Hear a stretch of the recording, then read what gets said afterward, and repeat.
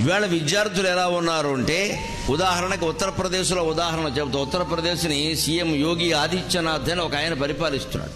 ఆయన కాస్త ఈ నైతికమైన విలువల పట్ల అంకిత భావం ఎక్కువ. ఖచ్చితంగా బాగా ఉండాలి, బాగా చదువుకోవాలి అని. అంటే విద్యార్థులు అంటే చదువుకోవాలి కదా.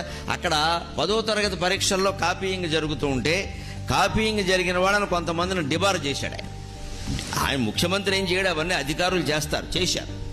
ఏకంగా కాపీ చేస్తూ దొరికిపోయిన వాళ్ళు ఎంతో తెలుసా? ఉత్తరప్రదేశ్ రాష్ట్రం మీద 1,00,000 మంది విద్యార్థులు దొరికారండి. ఏకంగా 1,00,000 మంది.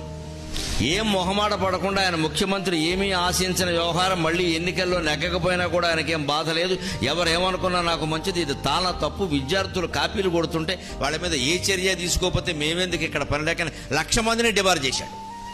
ఆశ్చర్యం ఏమిటంటే, 10 రోజులు తిరగకుండా రాష్ట్రంలో 10 లక్షల మంది ఉద్యమం చేసి, ఊరేగింపు చేసి, విడిచిపెడతారా లేదా, మేము ఇలాగే పరీక్షలు రాస్తాం, మీరు 1,00,000 మందిని డిబార్ చేస్తే మొత్తం పరీక్షలనే మేము బహిష్కరిస్తున్నాం అని మొత్తం విద్యార్థులు బహిష్కరించారండి. అది ఇవాళ విద్యా వ్యవస్థ. తప్పు చేసిన వాడికి శిక్ష వేస్తే వాడికి మద్దతుగా ఉద్యమాలు వస్తున్నాయి. ఇవాళ మీరేం వేయడానికి వీల్లేదు. అంటే ప్రభుత్వం ఏం చేయాలి? నోరు మూసుకొని కూర్చోవాలి, చేతులు కట్టుకుని కూర్చోవాలి, ఎవరినేమనకూడదు. ప్రభుత్వం పరిస్థితి కాదు, తల్లిదండ్రుల పరిస్థితి కూడా అదే.